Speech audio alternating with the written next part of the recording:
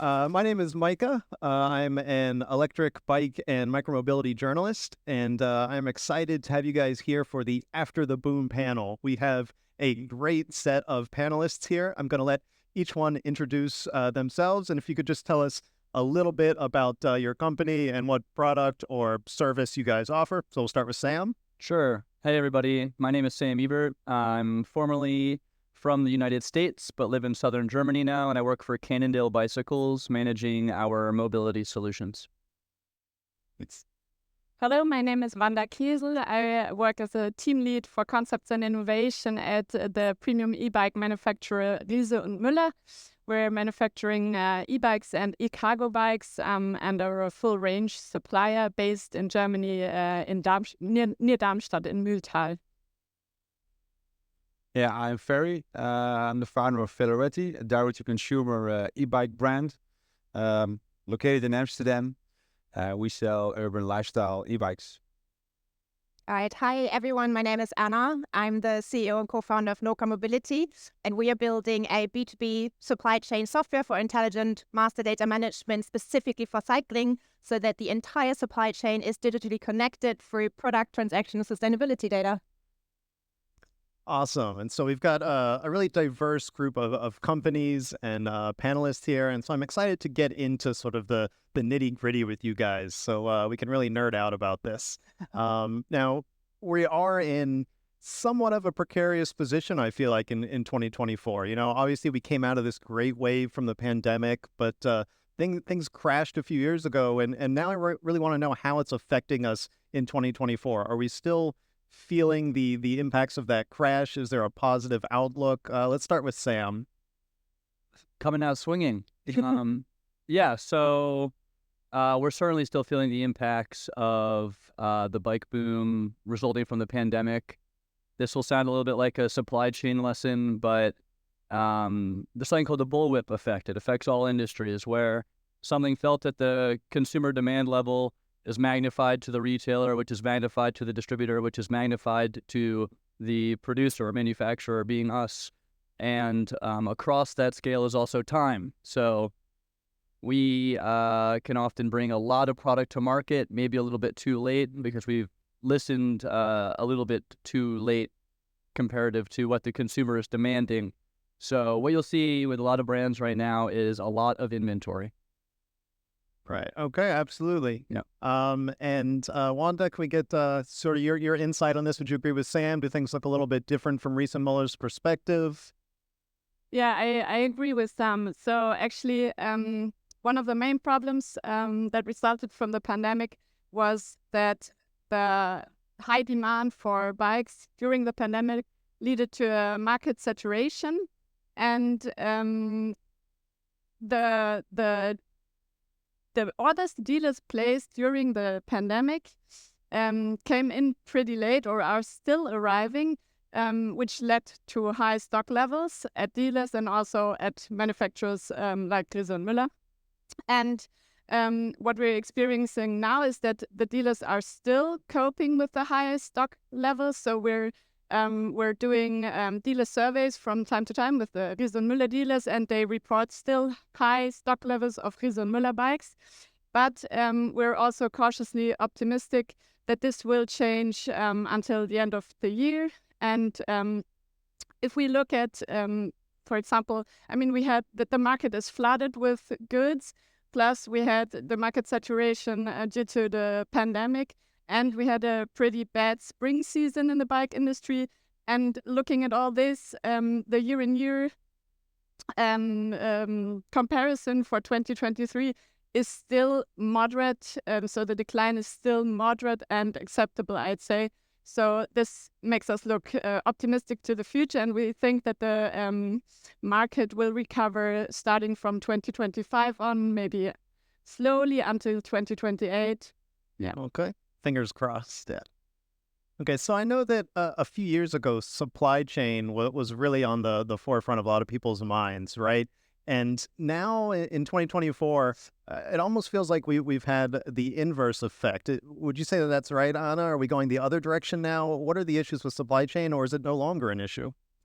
I think supply chain is always an issue. It's a very operations-heavy department because you touch on every part of the business. So it's never not an issue if you ask me, but I might be biased. I think there's definitely a change in how supply chain is viewed. It used to be putting fires out, and I'm hoping, and this is also really the point I want to make, that what happened here with the bullwhip effect really gave the industry a good reason to invest in supply chain, to invest in data, and to invest in better supply chain management, because it happened, and the question is, what did we learn? And how can we now do it better? So I think now the shift focus from trying to putting fires out to how can we set up a supply chain of the future where disruptions will happen?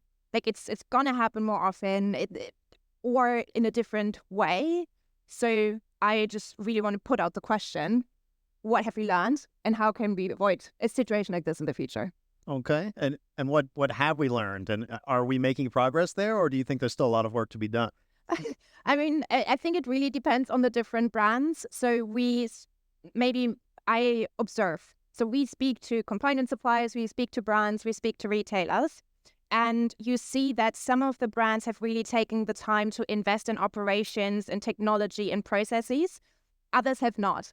I always like to bring the example, 2 years ago, we did a study where we interviewed loads and loads of different supply chain actors with Cycling Industries Europe, and we did a supply chain study. And one of the biggest manufacturers in Europe told me, Shimano came to me and said, orders are filling up. You need to place your order. And they couldn't order for 3 months because they didn't know what they need. So I'm just wondering, what kind of IT system do you have? How is it so difficult? And it's not, I don't mean it in a bad way, right? But what took them so long to place the orders, and why can't they react? So we've seen companies like this invest, but we've seen others who say we have so much other things to do, we're not investing in our IT infrastructure, process, etc., and they're going to be the losers in the next disruption, I believe. Okay. And Ferry, what about you? How have you seen your needs or your concerns with supply chain shift over the last few years into where we are now in 2024? Yeah, we also had our problems in the last years, of course. The whole world had the same problems in terms of supply chain. And what we see, I think, there's a positive trend where now the suppliers are picking up the phone again. They're open for orders. We can negotiate with them, and that's really nice, which gives us less headaches, of course. And on the other hand, Veloretti was taken over 2 years ago by PON, the biggest bike manufacturer in the world. So we can also learn from them, and we work closely together also with global procurement to further professionalize our supply chain. And we see the results of that really positive. Yeah. Okay, absolutely. So now that we've gotten some of the sad parts out of the way, let's move to some of the more upbeat and positive aspects of the 2024 market. One of the things that excites me most is seeing how trends tend to change. Let's start with Wanda. What do you see as some of the new or developing trends now in 2024 in the e-bike market? Maybe comparing it to the situation during the pandemic, where buyers were mostly newbies to the market. They just wanted some kind of bike that had 2 wheels, not any requirements. So we see a huge shift here towards customers who are very well experienced. They are very well informed. They know what kind of bike they want and what it needs to be able to deliver. And they want bikes that are more than just a bike. They want bikes that have an added value, that can maybe be a replacement for other vehicles of their everyday mobility. And this leads us as manufacturers to a situation where we need to strongly focus on concepts that can serve utility and added value for bikes. For us at Riese and Müller, this goes very well hand in hand with our vision of shaping the mobility of the future. So 2 trend segments which also go in the direction of hybrid bikes, covering hybrid use cases, not only the leisure use case, but also the everyday mobility use case, are, for example, the e-SUV bikes, which we can also see in the car industry, actually, so sportive all-rounder bikes. But another trend is, for example, long-tail cargo bikes. because those can be used either for leisure activities, because they are maybe not as big as Long John cargo bikes, so but still you can transport huge loads and persons or animals and stuff. And a third focus that we can see or is an increasing demand for bikes like speed pedelecs, because customers try to cover longer distances to avoid taking trips with their cars. So in general, I'd say customers are turning towards an eco-friendly way of lifestyle, so they reflect their lifestyle more. They also are more aware of health, how important health is. And another thing is that they want to rely on standards and testing more and more. Okay, interesting. And here in Amsterdam, Ferry, I know we're in Veloretti's backyard. Yeah. So from an urban perspective, what kind of trends are you seeing? According to Anna, we also see Wanda. Sorry, we see also several trends. For us, we are a direct-to-consumer brand. So what we see is that initially you had to fully pre-finance the bike before it will be shipped, and now we see that we are using more and more the Klarna pay-in-3 options. On the other hand, we have the leasing options, which are quite popular. It's quite a mature market in Germany, but in Holland it's growing really fast. And service is really important for us. So that's also one of the reasons why we are establishing a retail partner network. We didn't have that in the past, last year. So we started in January, and now we have 50 retailers. So now you can choose, or you can buy the bike online directly, or you can buy it in a retail store, or you can buy it via the website and we will ship it to the retail store. And it comes also to a point where service is really important for us. Direct-to-consumer and service is always a struggle. And having these retail partners, we are able to provide local service on an efficient way. That's also good for the consumer in the end. Okay, absolutely. And Sam, in a similar sort of vein, I'm curious how, from Cannondale's perspective, maybe demand drivers might have changed moving into 2024. Are there different demands, different features, that sort of thing? Is there sort of a more educated consumer? What are you seeing? Yeah, I think the most interesting thing for me as someone who was really well immersed in the American market and then moving into Europe and really having to fast track my acclimatization to a very different market is you realize the past 4 years have softened what were very regional expectations for what a bike should be. Dutch customers had a very clear idea of what they wanted for their region, but the same pressure that Wanda spoke of in terms of people just wanted a bike during the pandemic, they would pay for anything with 2 wheels.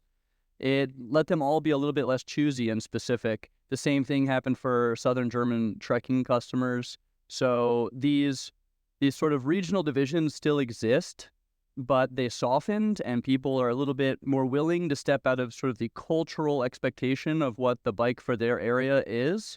And across the board, one technology that we really see coming to the forefront is the mobile phone being on the handlebars is the future. I think we can all admit that. It's uncomfortable, particularly if you're a brand like Cannondale that comes from heavy-duty performance. We have cycling computers or nothing on our computers, on our handlebars traditionally. But if you look at automotive, right, we used to pay a lot for these packages to have a automotive manufacturer's in-house navigation and UI in your car. Now everybody just wants CarPlay or any interface that allows them to use the apps that they're familiar with on their phone. So digitization and the clean integration of it in a way that is extremely familiar to the user is becoming a widespread demand. So I definitely feel that in the bag that I bring on like every ride. I have one of those cheap silicone phone covers, so that I can just stick my phone on any bike I'm riding. So I 100% feel that. And Anna, you must have like a super wide view working with so many different companies. What about demand drivers have you seen change in 2024? Definitely leasing is a very big part. So it's Germany, DACH region, leasing is, I believe, one of the biggest growth drivers. Nonetheless, I think in terms of innovation in the bikes themselves, what I've seen and what I've observed is that in 2024, we're probably not going to see so much new because everyone is still having their stock, so they need to sell that, right? So I think 2025, 2026 is going to be very exciting because that's when all the innovation comes out of the bag. And here I think the studies I've seen and what I also see, obviously in a very biased way in my own environment, is that riders are becoming younger, especially for e-bike. They're becoming more female. So I think a lot of women, especially when the infrastructure is given, are choosing a bike. So I think that's something every brand can and should consider. And funnily enough, in preparation for this, I spent far too much time on Instagram, but I saw this great TikTok video and I find it hilarious, but I think it's one of the trends we need to think about, is that I'm millennial, so I turned 32 years ago. And now you see a lot of videos where people are saying, one day you're young, next day you have a gravel bike. So I think, I think this is picking up. It's great. It's great to see cycling on mainstream social media, and that's where we need to get. And if it's the gravel bike, that's great. If it's the commuter bike, the e-bike with beautiful design, because in the end, that's when you ride it every day, it must be functional, it must be comfortable, and it must be beautiful. You have to want to drive it. And so I think this is a few things I've seen, I've had in conversations with different brands. So there's a wide spectrum of things I think the cycling industry can still go into and still innovate on. Absolutely. I like that. So there's a lot of room for innovation still there. Okay.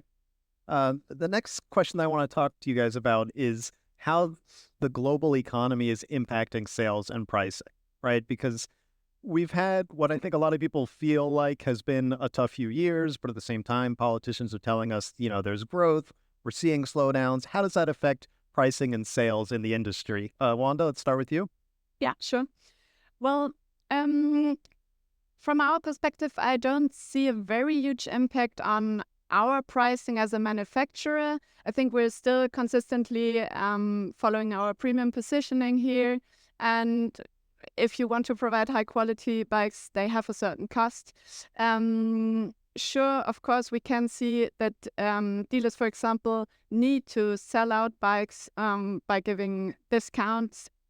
But this is rather due to the high stock levels than to the current economical and political situation, I'd say.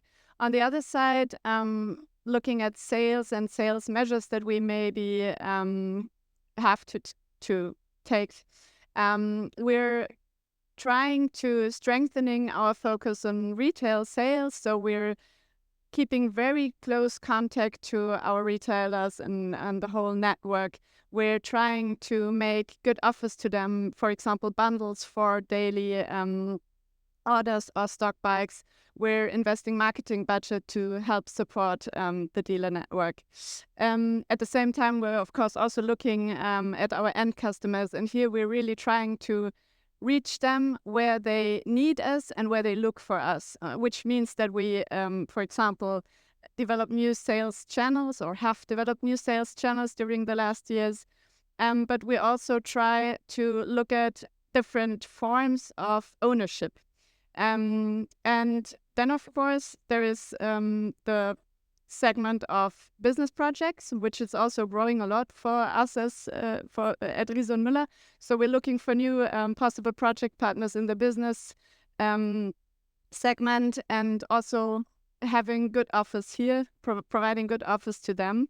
And last but not least, we're of course developing new bikes to just tackle the demand for new bikes, but also to reach new target groups that maybe weren't there before. What does that mean, like more entry-level bikes, or what kind of new target groups are you Well, yeah, exactly. We developed some entry-level bikes during the last years, but also, for example, focusing more on urban areas, urban bikes, which we hadn't in our portfolio before as much. And then, of course, these utility bikes, like I always try to compare them to Swiss pocket knives, which are more and more demanded. Okay. And Ferry, I know with Veloretti, somewhat different market, somewhat different bike, somewhat different model. How would you say that the current economic situation has affected sales or pricing with you? Yeah, yeah. Of course, the economy is going up and down, and interest is going up and down, and that's. And I'm of course I'm not an economist, but I think from our perspective, I think it's really good to know how the end consumers entering the e-bike market that understand that phase really, because then because we are an online bike brand, we know what is the journey from A to B until the conversion. That's approximately around 6 weeks. So from the first phase until the conversion, and within that weeks, you will have all kinds of conversation with retailers, friends, family. You think about a front end engine, a mid end, and belt drive, or a chain, and that suddenly all together makes a kind of wish list. And with this wish list in your head, we are trying to have, when you start doing your comparison, we are trying to have the best value for money. So we like to tick all the boxes for a reasonable price. That's one. But selling a bike at a certain price, that's not so difficult. But having also providing a premium service is getting interesting. So you have needed premium service, and we're a good quality bike for entry level price. That's a bit the game that we are playing. So we want to stick to our price point, and we don't want to have a lot of deviation in that. That's also the reason why we have only we have only 2 models, so we don't have a really complicated supply chain. Right. Okay. Yeah. So staying the course is pretty important. Yeah, we'll just stick to the plan. Okay. Yeah. Sounds good. Another aspect that I want to talk about is sustainability. I mean, in the bike industry, this is, so important to us. It's a big part of why we're all here, I think. And so how has meeting sustainability goals, or perhaps introducing new sustainability goals, impacted bike companies in 2024? Anna? I mean, Riese Müller, I think, is an amazing example of how you can actually make it work. I believe you guys just came up with the first frame of, I remember the exact number, 60% of recycled aluminum, which is the main material. So I think there is probably a lot of investment in sustainability, and the bet that this investment will pay off. At the same time, I also know that there's a lot of uncertainty around sustainability, what that actually means and where to start. And we went to Taipei Cycle Show for the first time this year, and on every single booth, we saw the Sustainability Alliance. But when we actually went and talked to people about it, they had no idea what it means, or they said, "Oh, I actually don't know what we're doing."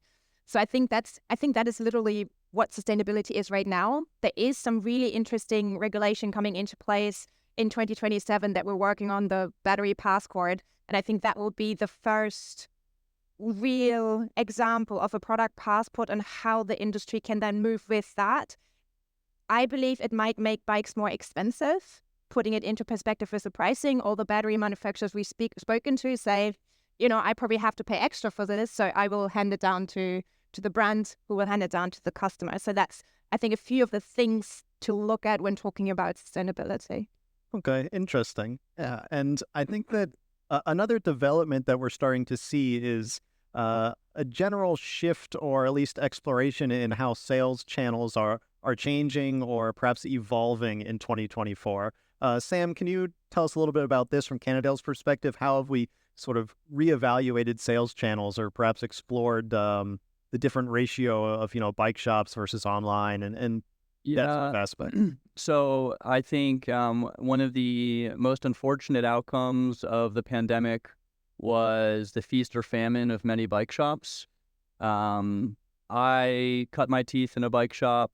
I'm in the position I'm in now because of working on bikes in my teenage years, and we lost quite a few. So what's becoming more important than ever in supporting our retailers, and this is even important for direct-to-consumer brands, because bike shops are often still the first point of entry in a consumer's investigation of a new product. And a rising tide lifts all boats. So a big thing for us has been increasing the value of our messaging to our riders.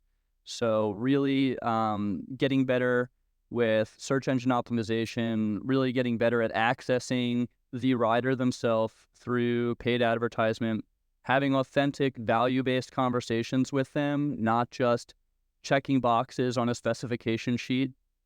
So really creating meaning behind their purchasing decision. And sustainability factors into that. The quality of digital integration. Veloretti does a great job of being very vertical this way. Riese and Müller, certainly. These are all really meaningful things to the rider. And I think one sales channel that we've seen dramatically change, and I'm quite happy that we're not in this business, is, and we've seen this in automotive too, there's a lot of discounting occurring right now of brand new bikes. You can get a brand new bike from some brands up to 50% off. What that does to the secondhand market is really scary. When Tesla prices dropped, there were a bunch of used car retailers who were listing a pre-owned vehicle at more expensive than you could buy a new Tesla. The same thing is occurring in the e-bike market. So again, the value of your messaging, the value of your product is what you can rely on when you're comparing apples to oranges and the specs are the same. You need to have some other value driver in the product that draws a connection that leads people to make that purchase or sign that leasing agreement. Absolutely. Wanda, I'd love to hear your perspective as well. Yeah, I think for the customers of Riese and Müller bikes, dealers and the retail in general is still and will always be the most important sales point, because those bikes just need a high amount of consultation. So, and I think the dealers are doing pretty well, and we're trying our best to support them in different manners. But still, we can also see that there's a shift, that consumers are looking for new ways of buying or just owning e-bikes. So what we could see is, of course, leasing, as Anna said, is growing immensely in Germany. It's crazy. And then we also see increased demand via our online shop, where we sell refurbished bikes. We also started to offer a subscription model for Riese and Müller bikes around 2 years ago, and the demand here is also going up, constantly rising. At the moment, I think we have around 1,600 active subscribers in Germany riding Riese and Müller bikes, mostly with a duration of 24 months of renting period. And last but not least, we also see that many customers look for discounted bikes or discounts in general. That's also why our factory outlet that we opened in Mühltal some time ago is performing pretty well, and customers we had to scale opening hours twice, I think, because there was really a run on these bikes. Yeah. Wow. Okay, that's great to hear. So that leads me into my last question. We only have time for one more, it looks like. And it's a bit scary for me, but it's something that I think is important to address. In 2024, we've seen a number of high-profile e-bike bankruptcies or closures in the micromobility market.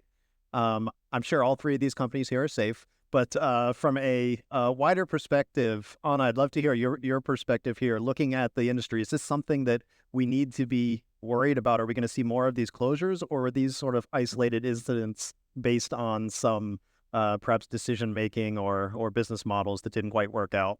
Yeah. So my answer is based on a very small set of people I spoke to about this. So it's very selective, but I do think we're going to see more of it.